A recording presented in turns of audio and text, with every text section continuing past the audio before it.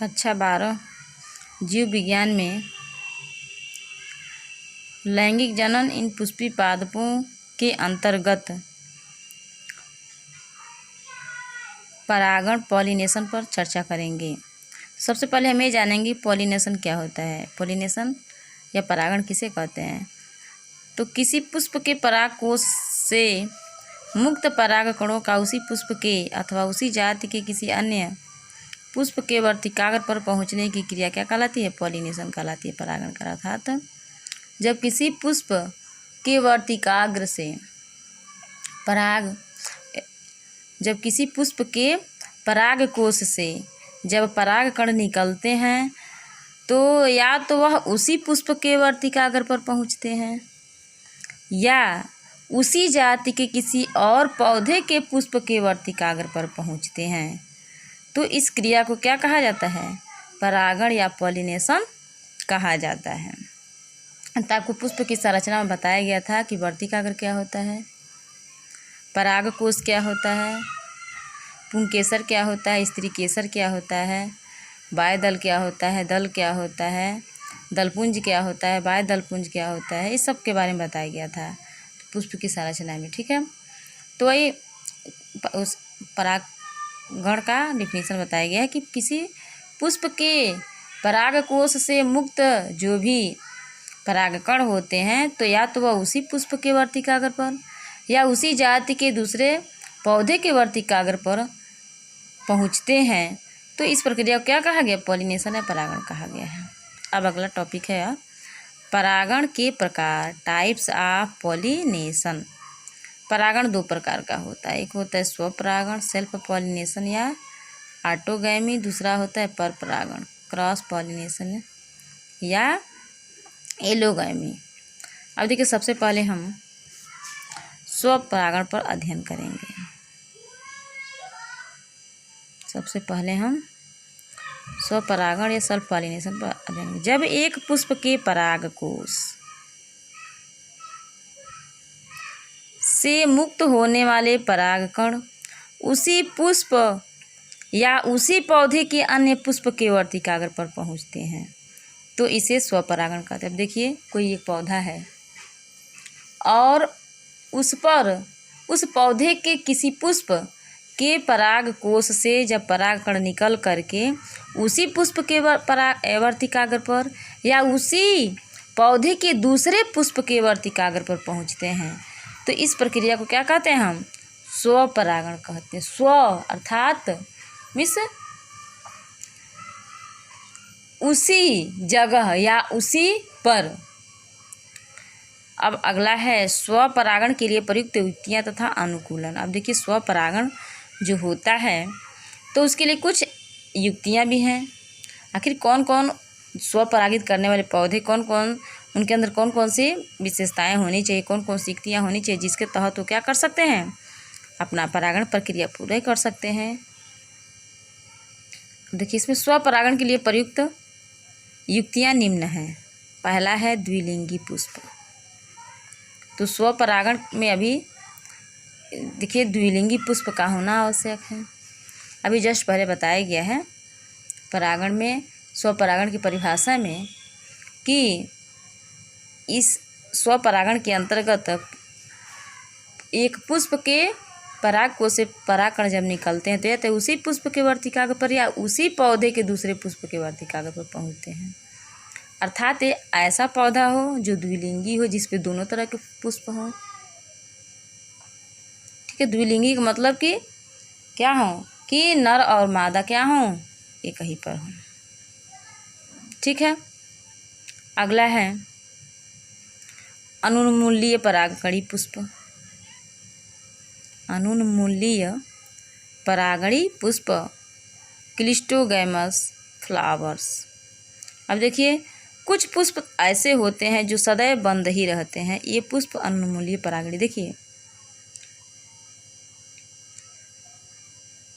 अब ऐसे पौधे भी हों जिनके पुष्प अनुन्मूलीय प्रकार के हों, जो हमेशा बंद रहते हों, केवल अपने समय पर ही खुलते हैं। तो स्वपरागण के लिए ऐसे पुष्प की आवश्यकता होती है जो अनुन्मूलीय प्रकार के हों। अगला है समकाल पक्वता, होमोगैमी। देखिए तो इसमें जो पराग कोष तथा वर्तिकाग्र होते हैं एक ही समय पर परिपक्व। समकाल पक्वता अर्थात एक समान एक साथ मैचुरेशन परिपक्वन। तो ऐसे पौधे में जो स्वपरागण करता है तो उसके अंदर ये भी गुण होने चाहिए जिसमें उसके पराग कोष और वर्तिकाग्र दोनों एक ही समय पर परिपक्व, क्योंकि वर्तिकाग्र और पराग कोष दोनों का क्या होता है, परागण क्रिया में बराबर का योगदान होता है। तो देखिए स्वपरागण के लिए कुछ युक्तियां हैं और इनमें से मुख्य 3 हैं। एक तो द्विलिंगी पुष्प अर्थात पुष्प का द्विलिंगी होना आवश्यक अर्थात नर और मादा, पुंकेसर और स्त्रीकेतर दोनों होने चाहिए। दूसरा अनुन्मूलीय होने चाहिए अर्थात वह बंद होने चाहिए। तीसरा समकाल अर्थात उसका वर्तिकाग्र और परागकोष एक ही साथ क्या होना चाहिए, परिपक्व होने चाहिए। अब देखिए स्वपरागण से लाभ, advantage of self pollination, advantage of self pollination. तो एक लाभ है स्वपरागित पुष्पों को परागण हेतु किसी अन्य माध्यम पर निर्भर नहीं रहना पड़ता। तभी बताया गया है कि ये स्व अर्थात अपने ही पौधे पर या अपने ही पुष्प के अन्य संरचना के साथ ही क्या करते हैं, परागण क्रिया करते हैं। तो इसके लिए क्या होता है, किसी माध्यम की कोई आवश्यकता नहीं होती है, स्वतः वहाँ से फिर दूसरे भाग पे पहुँच जाते हैं। तो इसके लिए किसी माध्यम की किसी भी अन्य किसी सिस्टम की आवश्यकता नहीं होती। अगला है कि स्वपरागित पुष्पों को रंग, गंध, मकरंद आदि के निर्माण में ऊर्जा व्यय नहीं करना पड़ता। देखिए जब इसको अदर किसी माध्यम की आवश्यकता नहीं है तो ऐसे में ये क्या करेगा, ना ही रंग, ना ही गंध, ना ही मकरंद का निर्माण करेगा। तो जो भी पौधे रंगीन होते हैं, गंध वाले होते हैं, मकरंद वाले होते हैं, उनमें निर्माण के लिए, इनके निर्माण के लिए किसकी आवश्यकता होती है, अतिरिक्त एनर्जी की आवश्यकता पड़ती है। जो एनर्जी व्यय करके वो क्या करते हैं, इनका निर्माण करते हैं।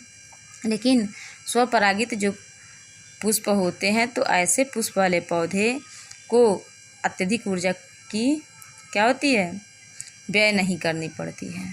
तीसरा है स्वपरागणित पौधों को बहुत अधिक परागण कणों की आवश्यकता नहीं होती है। देखिए स्वपरागित पुष्प वाले जो पौधे होते हैं उनको अत्यधिक मात्रा में पराग कण उत्पन्न करने की आवश्यकता नहीं होती है। कम से कम पराग कण उत्पन्न करते हैं तभी आसानी से परागण क्रिया संपन्न कर लेते हैं। अगला है स्वपरागण निश्चित होता है। देखिए जो स्वपरागण की प्रक्रिया है वो क्या है, निश्चित होती है, अर्थात इसका समय जो होता है वो एक निश्चित होता है, श्योर होता है। अगला है स्वपरागित बीज शुद्ध नस्ली होते हैं। अब देखिए जब एक पौधे के दूसरे पौधे से कोई मेल ही मिलाप नहीं होता है तो ऐसे में वह उस पौधे का जो भी बीज बनता है वह बिल्कुल क्या होता है, शुद्ध होता है, प्योर होता है। अब अगला टॉपिक है स्वपरागण से हानि। देखिए अब इससे कुछ हानियाँ भी होती हैं। Disadvantage of self pollination. पहला है स्वपरागण से बनने वाले बीज हल्के, छोटे व दुर्बल होते हैं। देखिए तो स्वपरागण से बने जो बीज होते हैं वो हल्के होते हैं, दुर्बल होते हैं और छोटे होते हैं, अर्थात इनको अन्य किसी नए गुण में इनमें कोई किसी भी नए गुण का कोई समावेश नहीं होता, अर्थात इनके अंदर जो भी क्षमता क्वालिटी होती है वही उसके अगली पीढ़ी में जाती है। इसके वजह से ये क्या होते हैं कि दुर्बल होते हैं, कमज़ोर होते हैं, छोटे होते हैं। अगला है इनकी प्रतिरोधक क्षमता कम होती है, इनकी जो रोग प्रतिरोधक क्षमता है वो भी कम होती है।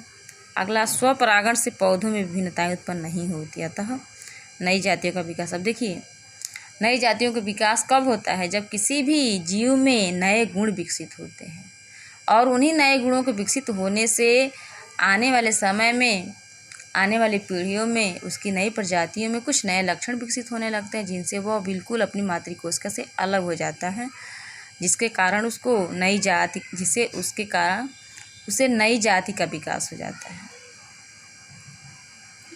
इस तरह से नई जाति विकसित हो जाती है, उसे नई एक प्रजाति बन जाती है। तो ये हानियाँ हैं।